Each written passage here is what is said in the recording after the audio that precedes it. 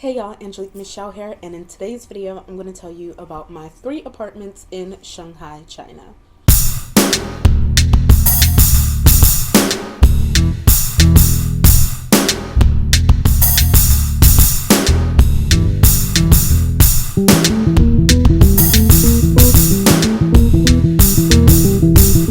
Okay, y'all, so when I first moved to Shanghai, the company that sponsored me had like accommodations that we could stay in for a month while we looked for apartments in Shanghai. And it's super easy to find apartments in Shanghai. I have a whole video on that, and I actually have me going through the apartment hunting process. I think I actually technically have 3 videos on that for all 3 times that I moved in Shanghai. The first apartment, I was moving with another girl who came over with the same company, Essence, and we decided to get a place together. And so we were looking, and the place we ended up with was really cute. It was on Zhongtan Road, and it was directly across from the metro station, which was really good for me. I like that because I don't want to have to walk or commute far from work. And the school that I was located at was about a 10 to 15 minute walk from the metro stop. And so I wanted to make sure that the accommodations that I was staying in was super close to the metro, because I didn't want to have like a 20-minute walk plus another 20-minute walk once I got off the metro. And so it was a really nice apartment. The building, I think, was about 3 years old at the time, and it was definitely a Western style building. So there are Western style apartments that you can get that are in Chinese buildings, or Chinese style buildings, or old Chinese buildings, and then just the apartment is like Western.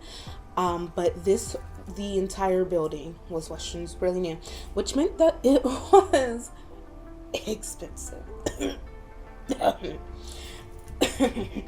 Now looking back and thinking on it, everything that you get and the niceness of the building, it actually wasn't that expensive.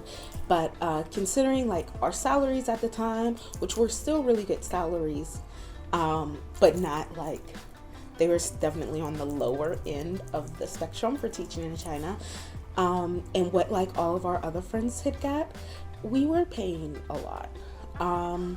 So we ended up in a 2-level, 2-bedroom, 1.5 bathroom flat. Really cute. Rent was 10,500, so we were each paying 5,250 RMB, which is where I would say it's a lot, because if you're sharing a flat, your rent is definitely anywhere between like 3,000 to like 4,800, depending on if you have the master bedroom and your own bathroom.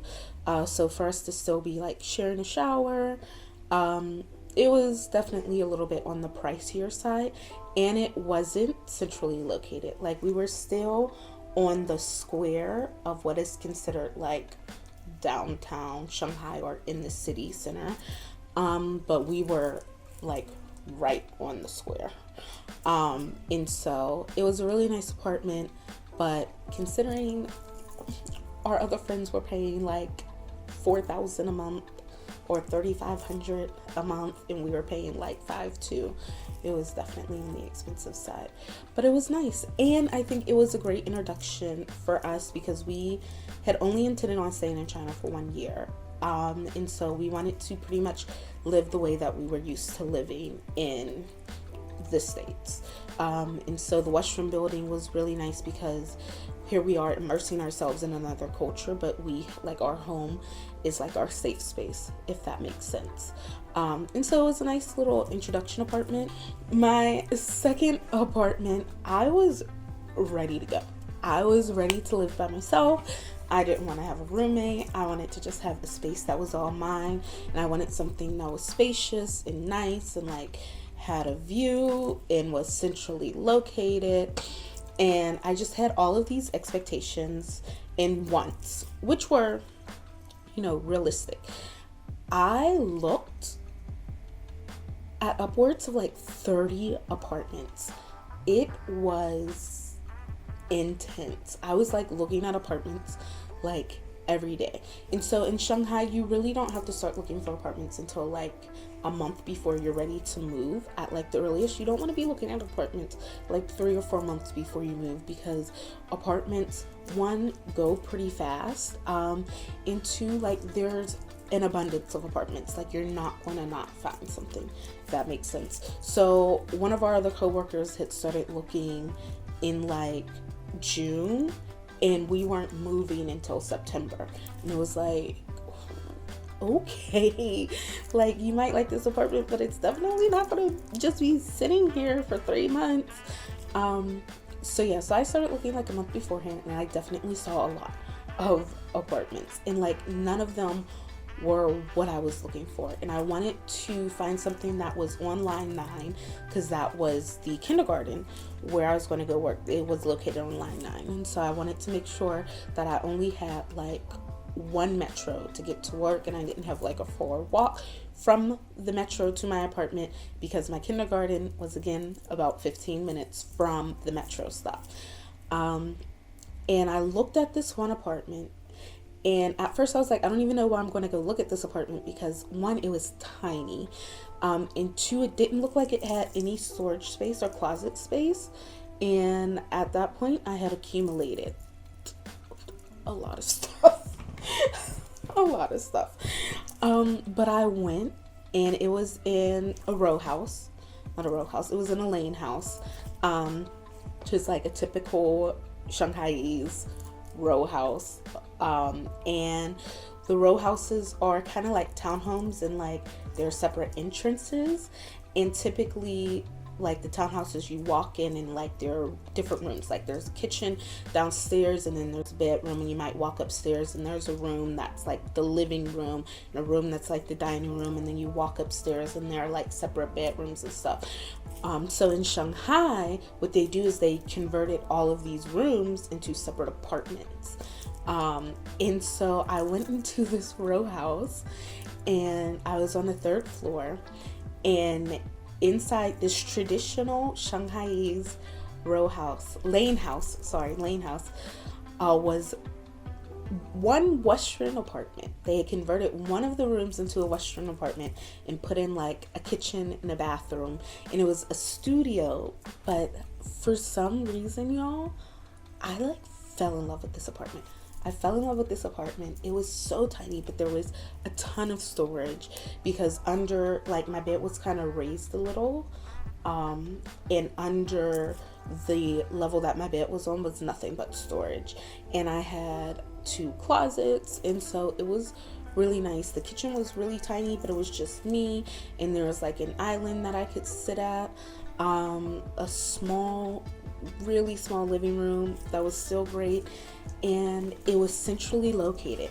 And I wanted my second year of China to be me, like getting out of my comfort zone and going to a bunch of social events and just networking and meeting people. And so I was like, I'm willing to pay. The rent was 2.6, so $6,200 a month. I was willing to pay that because it was so centrally located. It was in West Nanjing. I was on 3 different metro lines, which was perfect, phenomenal. One of which went to both of the airports. Is it Hangzhou Airport and Pudong Airport? I did have to make one transfer to go to work, so I had to hop on a line, ride 2 stops, hop on another line, and then go to work. But I was willing to make that sacrifice because of the location. So I moved in September, and then the world shut down in February. So I was paying all of this rent, and I didn't see another human being for 6 weeks. And then I was in isolation for 4 months. But it was fine. And I probably would have stayed there, except my landlord did something that really irked me. And so I decided 2 weeks before my lease was up that I was going to move. And I'm glad I did, because I moved into another apartment literally the next week. And that's how quick it is to get apartments in Shanghai. I decided I was going to move. I reached out to some realtors. They sent me some listings, and then I went and I saw, I think, 3 or 4 spots that is a lie. I saw more than 3 or 4, but I only went out to see locations like 3 times. And then I moved like the next week. And so that brings me to my third apartment. My third apartment, super cute. Definitely not everything I was looking for, but the price was right. The location was super right. Again, I was on 3 lines, and this time I was on line 9, which was the line that my kindergarten was located at, and I was only about 3 or 4 stops from the kindergarten, so that was really nice. And there were several wet markets in the area, which is where you get like your produce and your meats and stuff really, really cheap. So that was great. It was by like shopping centers and malls, and so that was great. And it was again located in like a Chinese neighborhood, so it was really nice, and I loved that apartment. And it was spacious because again I had a lot of stuff, and there were 3 closets, y'all. Yes. And I stayed there for the rest of my time in China. I actually ended up breaking my lease because I came back so abruptly. I planned on finishing out my lease and then coming back to the States, but I came back home so abruptly I ended up breaking my lease. But yeah, so though that's my experience with apartments in Shanghai. In the 3 different apartments I stayed at, and that rent was so $6,600 a month, and it was wonderful. I have literally no complaints about that apartment. And I upgraded. I got 2 burners instead of 1 on the stove, which my other 2 places only had 1 burner, so cooking was a little bit faster, although I had gotten used to only 1 burner, so I really didn't use the second one. But yeah, I hope this was helpful. I'm sending y'all all of my love and good vibrations, and I will see y'all in another video. Mwah. Bye y'all. Be sure to like, share, and subscribe if you don't mind.